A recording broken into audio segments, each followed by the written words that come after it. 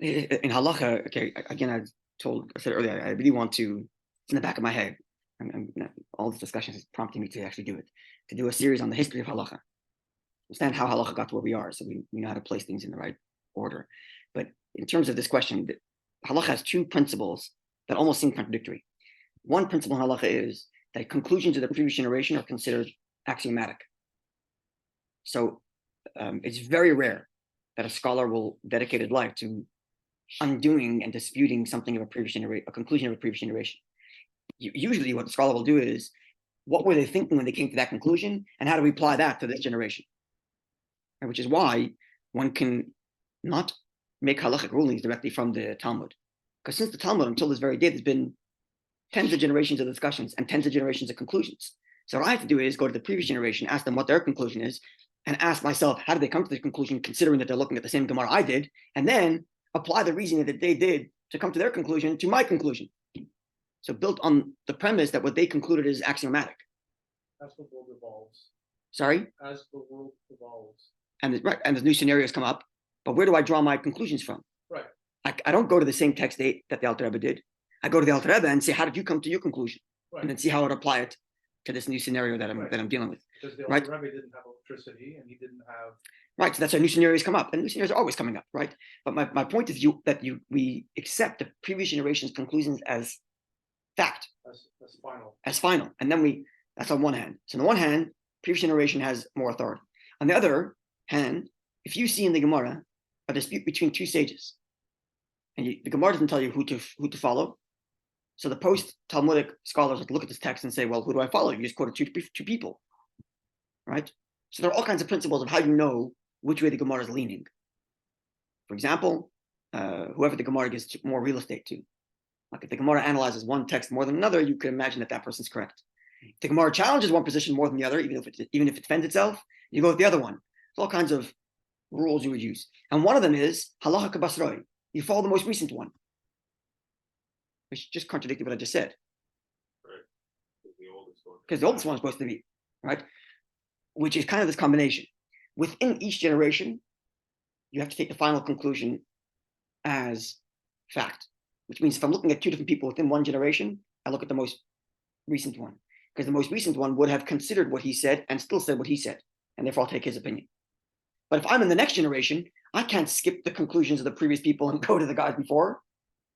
So there's this combination here. Where on the one hand, I take the previous generation as fact. On the other hand, within a generation, I actually go to the last people, not the first people. So it's not always perfectly originalist in which you try to go to the most farthest back text. Not necessarily. But the president has to ensure that we haven't in any way, God forbid, taken away from the originalist position. Correct. So that's why it's a combination. So for example, let's just take the Alter Rebbe and Rambam. They're far enough apart. And if Rambam is what do we say? He's in the 1100s, and the Alter Rebbe is in the 1700s. Past is in 1812, right? Okay, so it's a couple 100-year gap, which means I can safely assume that the Alter Rebbe learned the Rambam, understood it better than I do, and still came to X conclusion. So how would I learn that then? I'd have to go to the Alter Rebbe and ask myself, how did he understand Rambam?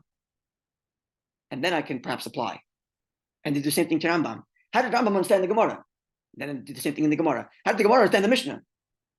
So I'm taking all their conclusions as fact, while at the same time actually giving more authority to a more recent scholar than I am to an earlier scholar.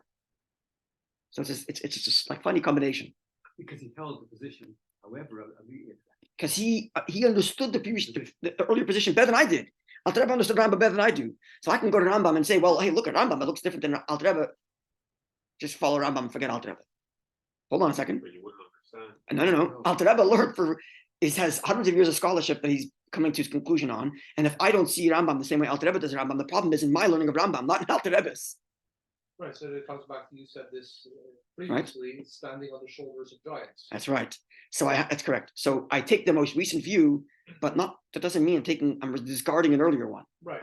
It's a combination between the originalist and the what's adoptive. What's the other school of thought? Where the Rabbi comes around and says, no, that's what people are studying Rashi for years. The Rabbi comes around and says, no, that's not what Rashi meant. Rashi actually meant this. Okay, Rashi's not how halachic works. No, it's a bit different. I'm just that's right. So I should add actually that everything I just said till now is strictly with regard to learning halacha. With learning pshat, there's different rules. Every field of Torah study has its set of rules, and you have to like not to cross over our application. So if I'm studying for Rashi on the Chumash, whose job it is not to give me halacha conclusions, but to explain to me the text. Right. So there's different rules applied to that than if I'm trying to extract halacha. What I said till now is specifically about extracting halacha. Okay. When it comes to learning the text itself, it's a different set of rules. And the same thing with Midrash and Kabbalah. Every like field of Torah study has its own set of rules that have to like that you use to understand it. Okay, but God willing, I'm really being prompted to do this. Maybe before the summer's out, we'll do this 3-part series in the history of halacha to understand how we got to where we are. Okay, have a wonderful day, Eden. Thank you very much. Rabbi, thank you for that beautiful explanation with regard to the question. Thank you.